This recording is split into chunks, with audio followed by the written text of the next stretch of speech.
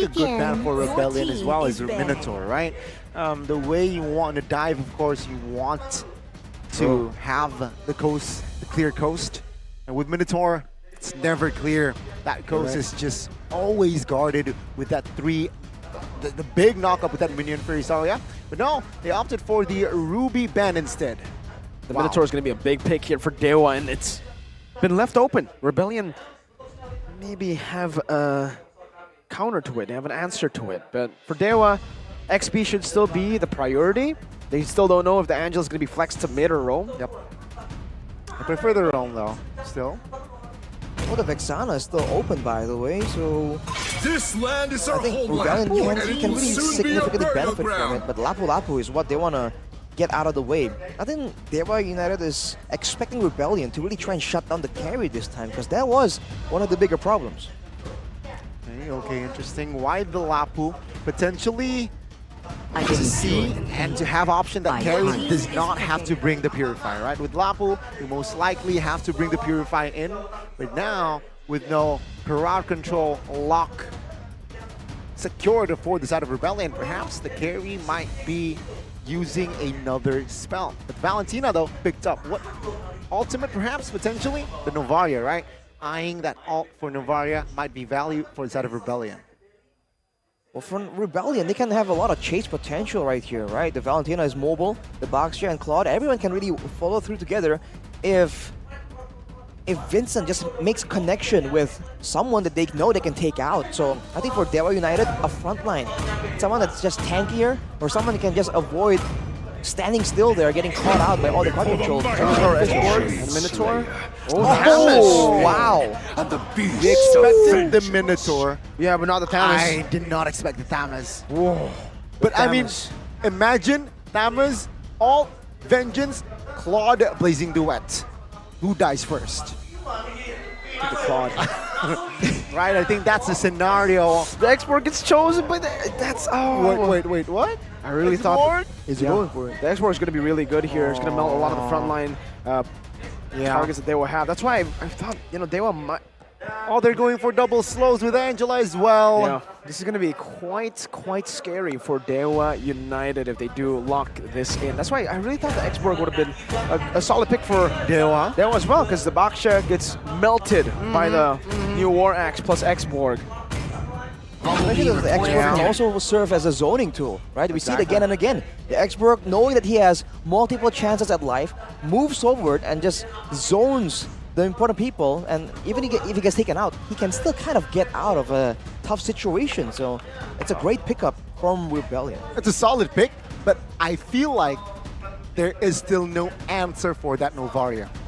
Novaria can just take space, play with her range, and I don't see anyone in particular that can take his life away. Or her life away. Well, technically the Claw might be able to. I think the idea is not to just try and hunt her down in the middle of a fight, is to just get behind or beside the Novaria. And if you do that, even if you don't get the Novaria, she has to run so far away to get safety that she won't be relevant in the fight at all. And even if she does land some spells, it's going to be on the frontliner. And that is usually how it feels to play Novaria. Okay, so ladies and gentlemen, the 10 heroes has been set.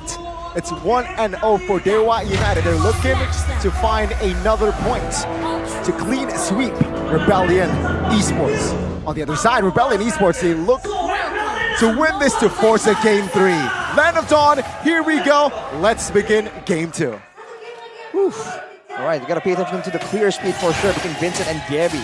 Right, it's going to be a bit of a race. And usually Baksha wins it out, but Gabby actually is doing pretty okay.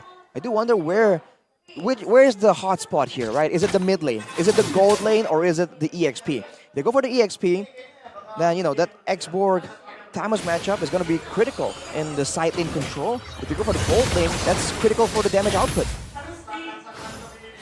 Minute 1 here with the lethal now favoring DEWA. DEWA United gets the lethal.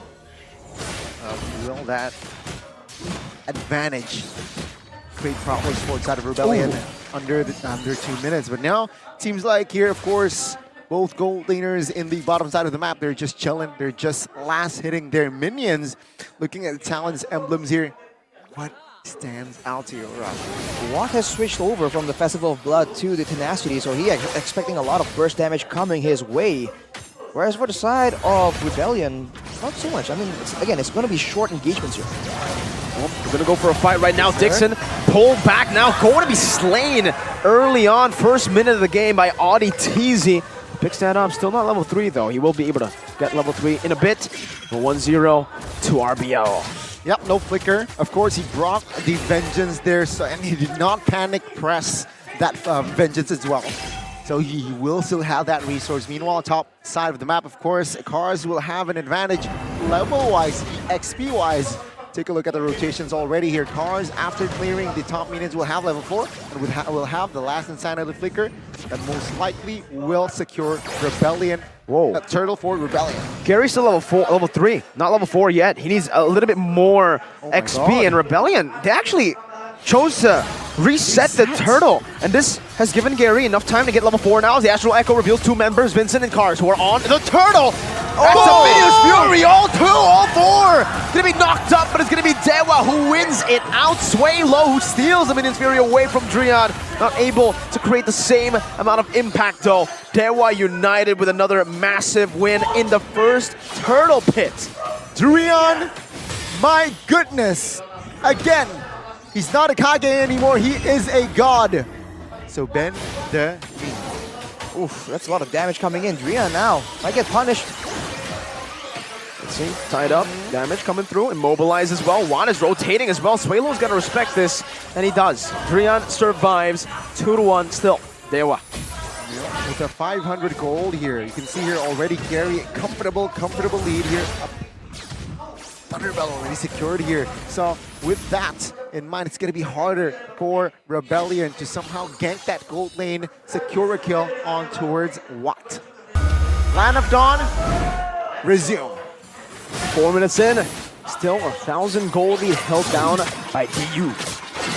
Seems like a lot of this has happened, but now, ooh, look at that. Able to steal it away with Retribution on Sneaky. that little green camp. Watts in the bottom lane, trying to go for a little bit of plating. Moai chunked quite a bit, gets a few shots into the turret and backs away. Okay, it's fairly even, right? Safe to say it's an even game. 5 minutes here, Arashi.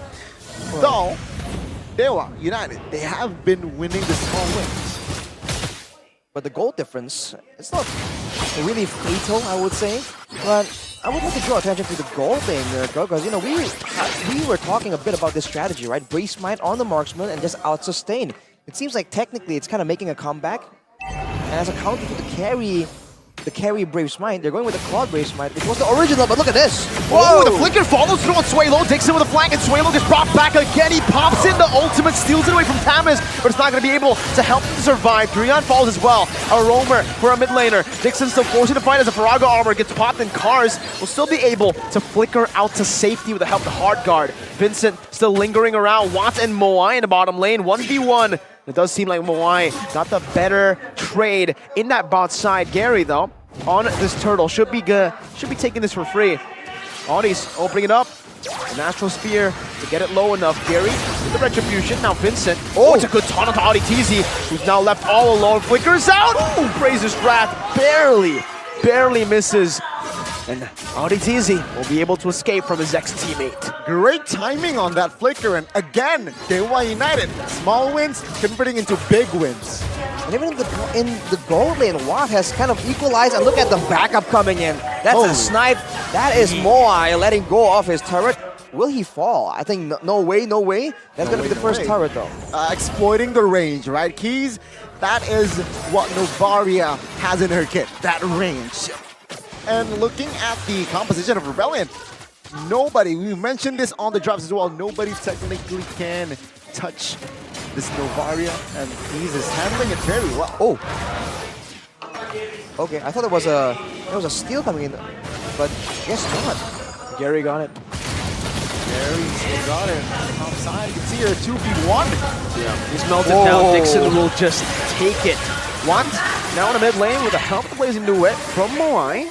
just soaks it in, man. The semi-tank carry is an absolute beast. He's just going in with reckless abandon, dude. We usually see carries kind of hesitate, kind of dance around a little bit, trying to find a window. But it seems like right now he is the danger. He just walks in towards all these fighters, all these mages that should be a problem. And he's saying, you know, bring it. What's interesting though here, number 1 damage dealt currently. Still Suelo, not Keys, not Lot, but Suelo, the mid lane, Valentina for Rebellion.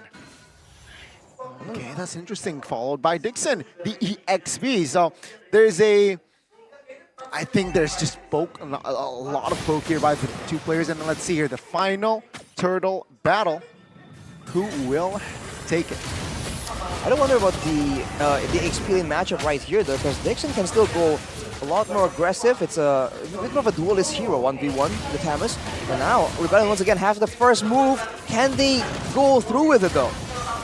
Boys fully stacked. Dixon is looking for a way into this team fight. Drian doing the same thing right now, just lingering here. Watts, whoa! An aggressive maneuver onto the frontliner, trying to melt him down, gets him down to half HP, forcing RDTZ to look for the healing. Hard guard onto Cars, utilized already. Maybe a bit too prematurely, but they have got the job done. They have zoned Gary away with the help of that X-Borg. Gary is so far behind, he won't be able to do anything right now. Finds a ton of brings his grab as well into the Farago Harmer. Cars flickers out of the tier 1, and that's just a clean fight by Rebellion. Zion able to find the neutral objective and not trade anything, but Trion with a flicker knocks up Cars and Audi. Not enough to take him down just yet though. Suelo rotates to cover again. Gee, well played to RBL. No casualties from that trade though. The turtle will be slain by the side of the Rebellion Zion, Rebellion Esports, because Gary was zoned out. Now, DEWA United, what will they do? DEWA United will now play for perhaps the map more, right? They lost turret bottom side, and it seems like DEWA United, they're just the more of the proactive team compared to Rebellion. We'll definitely go for the mid turret right here. It's the only one left standing. That's going to allow them to actually take advantage of all these bushes. Drian would love to have that situation play out. But for Rebellion, they've equalized on the turret on the bot side too. And we talk about proactiveness. I like what they're doing right here. They go for the turtle. They're in the right spot first. And then they force the play. They know like, okay, we're taking it or we're not, right? They decide that first and then they make the plays happen. They go with the hard guard. They use everything. And then nothing is wasted, right? Because DEWA can't just kite back in and out like that. So, pretty much equal right now. Economy-wise, maybe structure-wise, DEWA United has an edge. But map control is actually Rebellion here. Still able to hold on despite down a turret. Now, item-wise, item check. Well, a big one is that RDTZ has the Flask of the Oasis. And he's showing, again, great growth here. Because he used to be, the engage guy, right? The pickoff guy. But now he's playing this Angela pretty well. Setting up for his team. And with the Flask of the Oasis, Rebellion can be a bit more daring, a bit more aggressive in how they want to play this out. DEWA will have to wait for Drian to build that item if he is even going to build it on the Minotaur. Incoming power spike for the Claude. He already has the golden staff, so he's just waiting a bit more on that corrosion scythe, and that's where DEWA needs to really be careful. The vengeance will still be there, yes, for Dixon, but for the rest of the team, oh, there you go, he finds it. Corrosion scythe goes into mid lane, stacking up that golden staff and stacking up his passive. Gary getting melted down. Drian knocks him up. Minus Fury used up, baited out. Vincent with the shield unity now as the Astral Echo connects onto the back right now. Dixon's going to be able to jump in as well with the Vengeance now. Moai running away. Cars finding the meltdown onto the frontliners. That's Sway low traded in. Moai blazing duet. Dixon, oh my goodness, runs them down. He zoned the backliners away, and Gary finds the Retry. Dixon is tearing apart the backline, and he gets out as well. Vincent with the shield unity, but Kaze takes it for him. Now it's Dixon, gets pulled back, but he's all good. Watts finds the punish, and Rebellion are lost. Oh my god, Watt is just free hitting left and right, and the Lord is secured by DEWA United. We saw that Thamus Vengeance ult will make that blazing duet hard, and there you go. Wow, it's just, I wasn't able to deliver with that blazing duet. It almost seems like DEWA United was not supposed to win that, but they did anyway. They don't care. Now with the gold advantage, yes, getting further and further. The control of the turrets as well. It's looking awful for Rebellion. They made the same exact play twice, but it seems like DEWA learned from the first time and immediately made adjustments, man. The cars dive with the Angela on the top side, flickering out. It's like deja vu moment, and DEWA capitalized as they should. My goodness gracious. Big plays from Dixon. Big man. Take a look at that. 2 minutes ago, the turrets for Rebellion, the inner turrets, still stands, but now gone. Shambles.